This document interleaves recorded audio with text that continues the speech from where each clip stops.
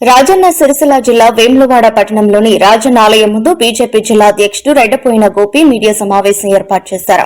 ఈ సందర్భంగా మాట్లాడుతూ వేములవాడ శ్రీ రాజరాజేశ్వర స్వామివారి ఆలయ పునర్నిర్మాణం అభివృద్దిలో భాగంగా రాజన్న గుడిలో జరిగే అర్జిత సేవలు, ఆకు పూజలు, కోడమొక్కలు, ఇతర పూజా కార్యక్రమాలు భక్తుల సౌకర్యార్థం భీమన్న గుడిలోకి మార్చామనే ప్రకటన ఎప్పుడైతే వెలువడిందో అప్పటి నుంచి భారతీయ జనతా పార్టీ భక్తుల మనోభావాలు, నమ్మకాన్ని కాపాడే విధంగా నిరసన, ఆందోళన కార్యక్రమాలు చేపట్టామని, ఈ ప్రకటన నేపథ్యంలో ప్రభుత్వానికి ధన్యవాదాలు చెబుతున్నామని బీజేపీ జిల్లా అధ్యక్షుడు రెడ్డపోయిన గోపి అన్నారు.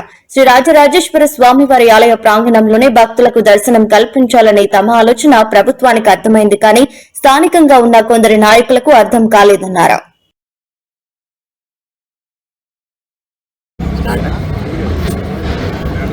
గత వారం రోజుల నుండి ఏదైతే పునర్నిర్మాణంలో భాగంగా వేములవాడ రాజన్న ఆలయం యొక్క అభివృద్ధిలో భాగంగా రాజన్న ఆలయంలో ఉండే అర్జిత సేవలను కానీ, కోడెమొక్కులను కానీ, ఆకుపూజలను కానీ భక్తుల సౌకర్యార్థం భీమన్న ఆలయంకు షిఫ్ట్ చేసామని ఏదైతే సంచుక వెలువడిందో ఈవో గారి ఆఫీస్ నుండి, అప్పటి నుండి భారతీయ జనతా పార్టీ వారి యొక్క పార్టీ విధానం ద్వారా హిందువుల మనోభావాలు దెబ్బతినకుండా, మన భక్తుల యొక్క నమ్మకాన్ని వమ్ము చేయకుండా ఏదైతే అర్జిత సేవలు కానీ, దర్శనాలు కానీ రాజన్న ఆలయ ప్రాంగణంలోనే ఇవ్వాలని చెప్పి ఆందోళనను స్టార్ట్ చేసినాం.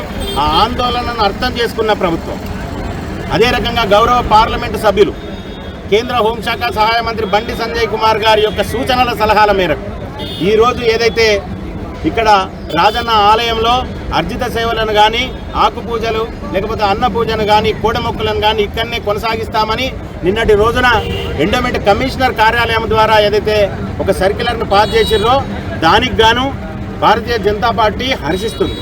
అభివృద్ధికి ఎప్పుడుగాను భారతీయ జనతా పార్టీ వ్యతిరేకం కాదు. రాజన్న ఆలయ అభివృద్ధి జరగాల్సిందే.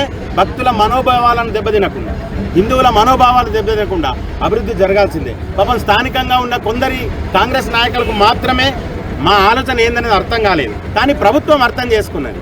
కనుక ఈరోజు ఈ నిర్ణయం తీసుకున్నందుకు మేము ప్రభుత్వానికి ధన్యవాదాలు తెలియజేస్తున్నాం.